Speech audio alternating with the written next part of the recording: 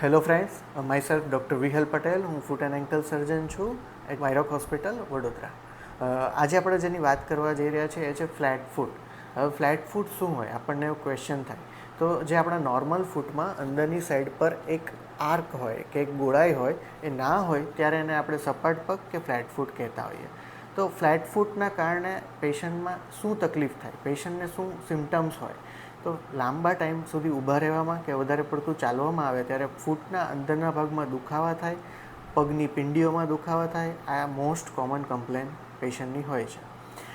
Plus જ્યારે flat ફૂટ હોય ત્યારે પેશન્ટને ભવિષ્યમાં મોટી ઉંમરે અર્લી ની પેન અને બેક પેનની કોમ્પ્લિકેશન પણ સ્ટાર્ટ થઈ જતી હોય છે.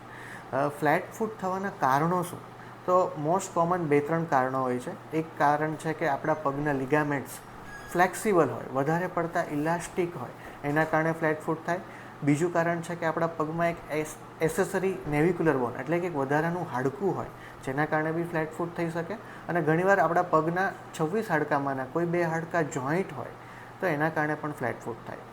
જે બી કારણસર ફ્લેટ ફૂટ હોય એની પ્રોપર ટ્રીટમેન્ટ એની યોગ્ય ટાઈમે કરવામાં આવે તો આપણને ફ્લેટ ફૂટથી થતી જે કોમ્પ્લિકેશન્સ છે અને જે બી પ્રોબ્લેમ છે એનાથી આપણે બચી શકીએ.